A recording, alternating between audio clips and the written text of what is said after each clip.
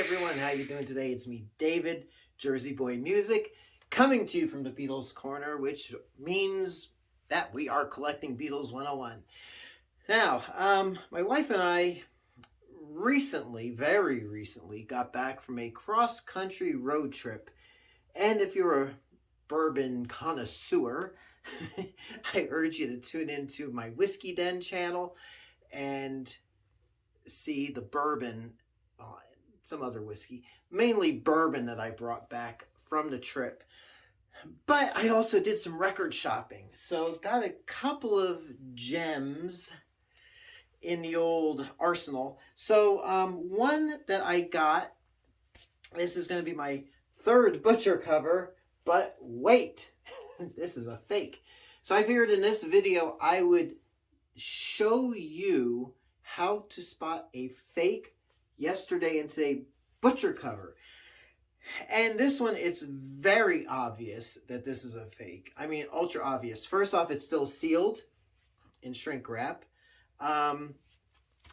The back cover is all blurry, like it's a photocopy. And when we compare it, hold on now, when we compare it to a genuine Butcher cover, the differences are rather obvious. So let's do a little close-up view. Oh, but before I do the close-up view, one other thing. This is still sealed. So for you folks right now, I paid $25. And the fellow, I went to Melody Records in Chico, California, and got this album, and he acknowledged it's a fake. I mean, he knows it. 25 bucks. So this is pretty funny. White vinyl. So the first thing, if you're shopping online, you go on eBay or whatnot, and you see a Yesterday and Today on colored vinyl, it's not legitimate. So all legitimate Capitol Butcher covers, all legitimate copies of Yesterday and Today issued here in the United States are on black vinyl. No red, no white, no blue, no orange, no green, no splatter, no marble, no anything other than black. It is a counter replica. So since I just opened it, I'm going to take some time at some point and listen to, I might as well just do that now. So let's take a close-up look at spotting the fake, shall we? Surely. So here's our close-up look at Yesterday and Today. And you can tell, I mean, the legitimate copy, the colors are pretty vibrant, crisp, definite grayish background. And the cover, front cover, is a textured cover. It's a matte textured cover. Whereas the counterfeit, it's a bit more washed out. And it's pretty obvious that they just, whoever counterfeit, made this replica, just took a legitimate Butcher cover. I mean, there's a tear mark down here under the shrink wrap that you don't see there on the legit. Colors are different. This is more of a, I don't even know what to call it, mauve-y type of tint to it. Also, you have this, so Capitol Records, these are slicks, the front slick, which is pasted onto the cardboard, and then you have the back cover is wrapped around. So this file under the black dot and the catalog number are all actually part of the back cover slick. Now if we go over here, we do not see anything like that. So that's your first telltale sign. If you can't tell that that's not, because they took a picture of it so you see the texture, but it's not really textured. Let's go to the, I'll try to do this here. The spine, so Yesterday and Today, the Beatles, that's your typical Capitol Records spine, a capital logo, on this counterfeit. It is very generic. The Beatles, Yesterday and Today, catalog number. And then the back covers, see, and that's another thing. So on the fake, it has the stereo catalog number, whereas on the spine it does as well, but not on the front cover. And if this was a genuine stereo, this would have the stereo, full dimensional stereo banner at the top. The font, the printing, everything is so fuzzy on this one. They even went as far as trying to replicate the texture on the back. And a legitimate Yesterday and Today is just a plain paper back slick, no texture whatsoever. So there you go. RIAA and number 6, that's an LA pressing. And the number 2 here, again, not crisp, not clear. Definite tip-off. So don't get burned, people. Okay, now one other thing.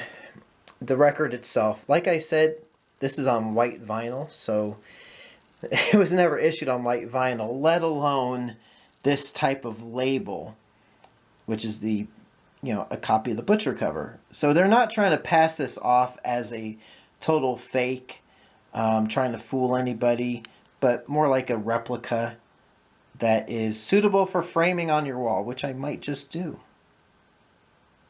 And here's side 2 of the actual record. Again, this is not anywhere as not a counterfeit. We'll call it a replica. Because again, Capitol Rainbow label would have graced an official Capitol Records pressing. Alright, so there you have it. I'm going to actually do a separate video to listen to the sound quality. I did play about 30 seconds of Andrew Bird Can Sing, and it is indeed in stereo. So, sounds like there's something in here. Well, that's a surprise. Oh, what do they... Oh, they put in a copy of the... like the ad sheet, and then they, on the flip side, is a rather poor, I'll say, photostatic copy of the recall letter. So this is this is actually, I'll say, a very lovingly done replica of the butcher cover. It's not perfect.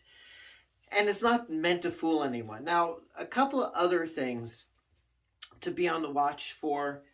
Like I mentioned in that close-up video, on genuine butcher covers, just like any genuine Capitol Records release, especially from the 60s, you had the back cover. See that dot there? See that there? And that wraps around to the front cover. And then the front slick goes over that. So this is kind of like a it just ends like down here on all these sides. And then the slick goes on it. There are phonies I have seen, but people want too much for these phonies. But what these people would do, whoever made some of these, they would take a picture of the front, nice high-res picture of the back, and then put it on a, on the cardboard sleeve. But because they took 2 pictures, the dot would be misaligned. It would not connect.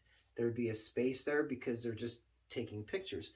Oh, one other thing, which I didn't mention. It's on this is a cardboard sleeve, standard cardboard Capitol Records cover.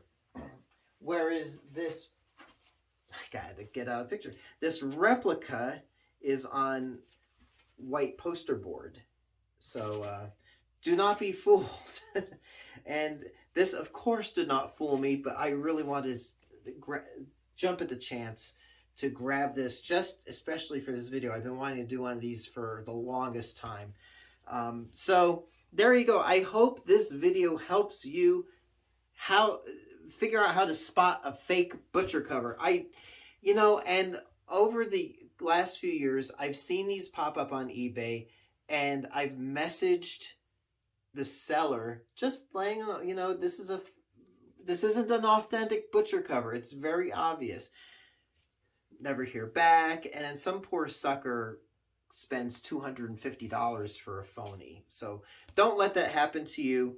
And if you do have questions, feel free to contact me. That would be awesome possum. So until next time, it's me, David, coming to you from the Beatles Corner. If you are looking for vintage vinyl records, check me out. JerseyBoyMusic.net takes you to my eBay store. I may have something that you're looking for, may or may not be Beatles related. So until next time, I'll catch you on the flip side. Thank you so much for watching.